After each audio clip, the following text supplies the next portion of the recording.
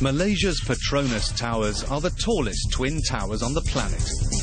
Building these 450-metre giants pushed the outer limits of construction technology. Every twist and turn in the project brought drama and near disaster. Today, they stand, a symbol of Malaysian pride and modernity. All in a country that had never built a mega skyscraper before.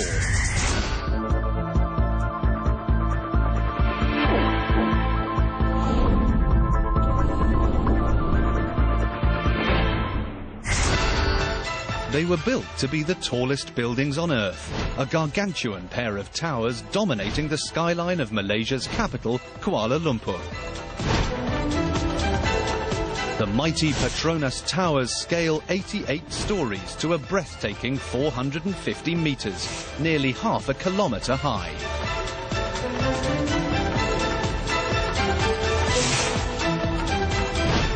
Cleaning the 16,000 windows in just one tower takes a month.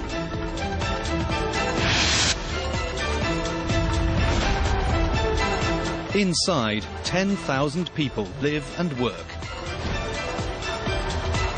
A city in the sky.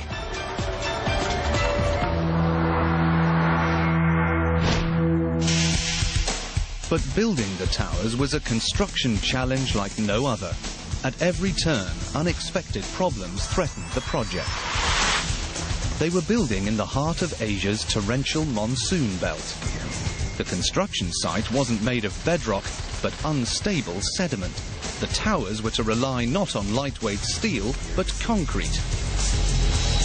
A high-risk showcase project with a hugely ambitious schedule. So, why do it? Humanity has always yearned to reach higher, climb further. Magnificent buildings symbolize power, success, and technical leadership. The skyscraper age dawned over 100 years ago. Chicago and New York competed for the title tallest building in the world. Towering giants of glass and steel, each higher than the last. We now live in the age of the mega skyscraper. New York's tallest buildings were the Twin Towers of the World Trade Center, recognizable across the globe. Finished in 1977, they topped out at 417 meters. But Chicago's Sears Tower, built in 1973, held on to the record, the ultimate expression of corporate and national pride. The primary reason why people build tall buildings is ego. I mean, it's having the biggest thing on the block. There's pride, ego. It had always been an American contest. Chicago had held the crown unchallenged for 2 decades. No one had dared even try to compete. But now, a new, young country joined the race. Southeast Asia entered the 1990s with the world's fastest growing economies, tiger nations hungry for success. Now they wanted to show the world they'd arrived. One country above all wanted to put itself on the map by breaking the US monopoly on mega buildings, Malaysia. Its Prime Minister, Dr. Mahathir Mohamad, had turned Malaysia into a regional powerhouse with a vision for the future. He was determined to win global recognition. He set a challenge that would do just that. Of the 5 Southeast Asian countries, Malaysia was the least known.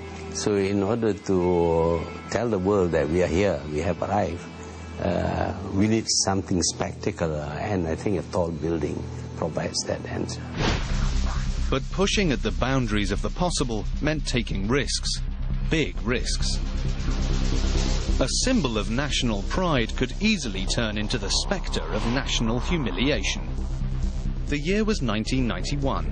The site of Kuala Lumpur's racecourse was about to become the centrepiece of the new Malaysia. The brief was to create a pair of giant skyscrapers. They were to be the new home of Malaysia's national oil company, Petronas, the biggest business in the country. they would transform the face of Kuala Lumpur. But there was a catch. The Prime Minister wanted it tall, but he also wanted it to be uniquely Malaysian. And that was no easy task. Traditional Malaysian architecture was decidedly low-rise.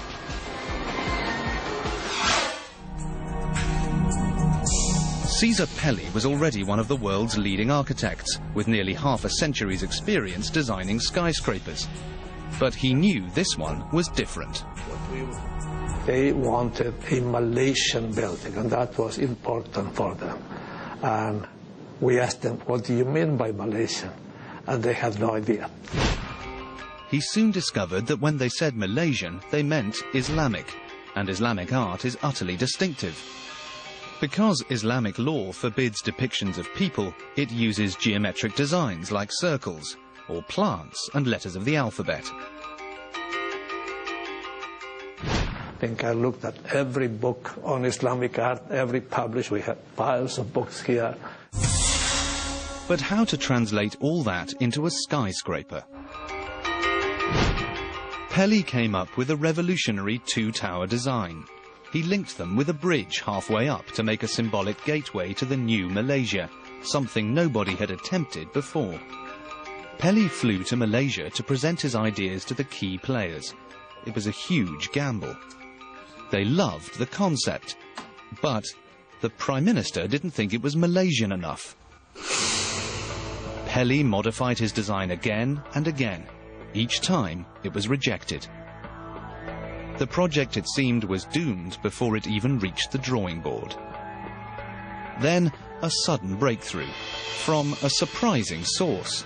The Prime Minister took matters into his own hands. I did try to put my ideas on paper in order to give it some Islamic inputs. His idea was for a floor plan based on two interlocking squares. In Islamic symbolism, this represents order and harmony. At last, the Prime Minister was happy. But Caesar Pelli still had a problem. The design wouldn't supply the floor space they needed. How could he satisfy the brief and the Prime Minister?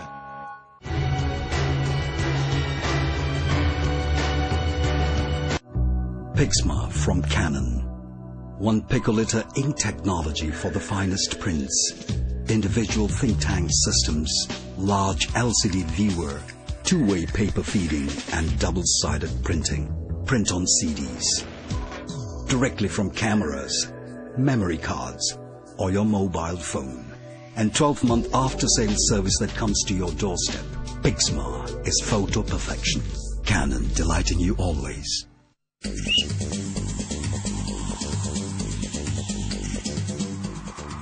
Just when you thought it was safe to go out again, the Italians and Spanish are back. The Serie A and Primera Liga season starts on the 27th of August. And you won't see them anywhere else but Astro Supersport. In August on BBC World, they may have their own flag, currency, president and army, but for the rest of the world they